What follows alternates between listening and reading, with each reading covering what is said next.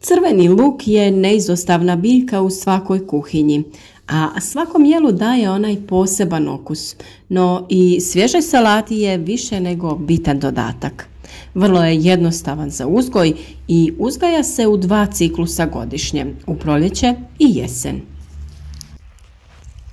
Benefiti jesenje sjetve i sadnje su višestruki, a kao 2 najznačajnija izdvajaju se konzumiranje svježih plodova u rano proljeće i ekonomski efekat koji ovakav način proizvodnje obezbjeđuje, jer povrće u rano proljeće postiže veliku tržišnu cijenu. Neophodan preduslov za uspješnu jesenju sjetvu i sadnju povrtlarskih kultura jeste odabir pogodne sorte, optimalno vrijeme sjetve i sadnje te pravilno provođenje agrotehničkih mjera kako bi biljke lakše podnijele uslove koji vladaju tokom zime.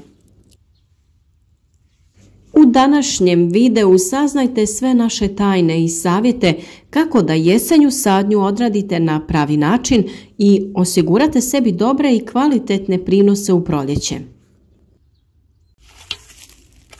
Crveni luk jedna je od kultura koja se može saditi u jesen, a za berbu prispjeva u proljeće kao mladi luk, odnosno u ljeto kao velike glavice. Za uzgoj luka u jesenskoj sadnji treba izabrati duboka, dobro propusna tla laganijeg mehaničkog sastava koja su bogata organskim tvarima. Teška, za vodu slabo propusna tla nepovoljna su jer tokom zime zbog slabe dreniranosti na njima može duže ili kraće vrijeme stajati voda te uništiti usjev. Osnovna obrada tla za jesensku sadnju luka treba se obaviti odmah nakon skidanja predkultura. Prilikom obrade u zemlju dodajte organsko gnojivo kao što je glistinac, humus ili peletirano gnojivo. Ako nemate dovoljno glistinca ili humusa da biste pokrili čitavo zemljište za luk, stavljajte ga direktno u roviće i u njega sadite luk. Odabirom odgovarajuće sorte u kombinaciji sa dobrom poljoprivrednom tehnologijom i vremenom postići ćemo dobre rezultate i uživati u mladom luku i berbi glavica ozimog luka sljedeće godine. Potrebno je odabrati sorte koje su tolerantne na hladnoću i niske temperature. Dobro će uspijevati na gredicama ili parcelama gdje nije uzgajan luk, ali ni krompir, grah, lucerna, crvena djetelina. Ove kulture mogu postati izvor nematoda koje će nanijeti štetu našem usjevu. Poštujte i plodored jer on se može ponovno uzgajati na istoj parceli tek nakon 3 godine, pod uslovom da nisu uzgajani srodnici iz iste biljne porodice.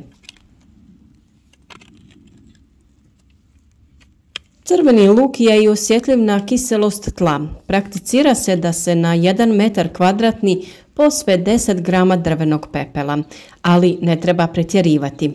Preporučuje se tlo blago kisele do neutralne reakcije pH vrijednosti između 6 i 7. Kao što sam rekla, luk se obavezno uzgaja u plodoredu i uglavnom dolazi iza kultura koje su gnojene stajskim gnojem, kao što su kupus, paradajz, krastavci i paprika.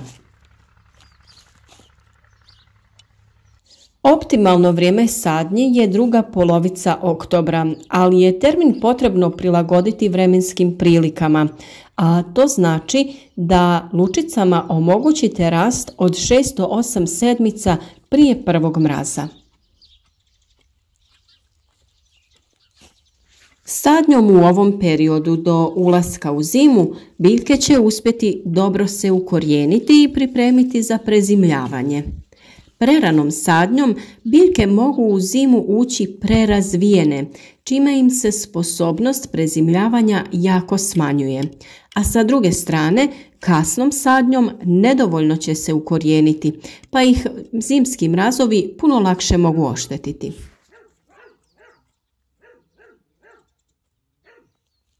Sadnja se najlakše obavlja kada se na dobro pripremljenoj gredici naprave plitki kanalići u koje utisnemo lučice crvenog luka.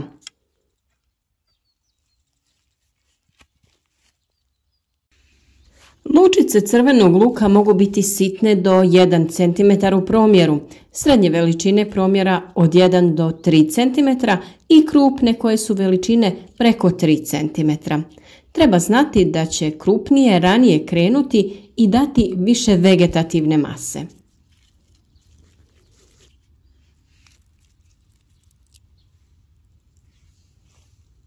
Postoji još jedna vrlo bitna stvar, a to je da obratite pažnju da dobro okrenete sadni materijal kako bi strana sa korijenom bila okrenuta prema dole.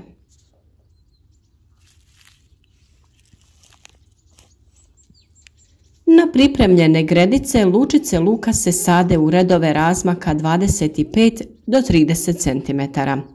Razmak između posađenih lučica u jednom redu treba biti od 8 do 10 cm. Kada obavljamo sadnju za berbu mladog luka, razmak u jednom redu može biti manji, od 5 do 7 cm. Ukoliko ste u mogućnosti, sadite po veličini ujednačene lučice, otprilike promjera između 1,5 i 2 cm. Za proizvodnju se koriste neproklijale lučice, a sadnja se obavlja na dubinu oko 5 cm. Nije dobro posaditi ih preplitko, ali ni preduboko. U plitkoj stradaju od izmrzavanja i sušivanja, dok preduboka oduzima energiju i slabi mlade biljke.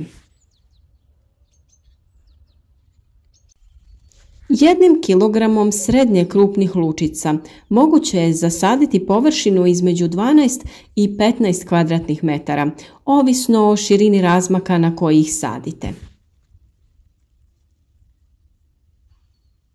Nakon što smo sve lučice poredali, grabdama lagano zagrnemo zemljom, naravno pazeći da ih ne povaljamo jer će tada teže niknuti. Mi smo također isprobali metodu bez pravljanja kanalića, nego samo jednostavno lagano utiskivanje lučica u rahlu zemlju na potrebnu dubinu. Rezultati su bili jednaki kod oba načina sadnje, tako da možete slobodno sebi olakšati i ubrzati sam proces. Jedna od najboljih stvari koje možete da uradite za vaš luk, to je da lučice potopite prije sadnje u vodu. Ovo će omogućiti lučicama da upiju vlagu prije nego što ih stavite u zemlju, a bez vlage one jednostavno neće početi da klijaju.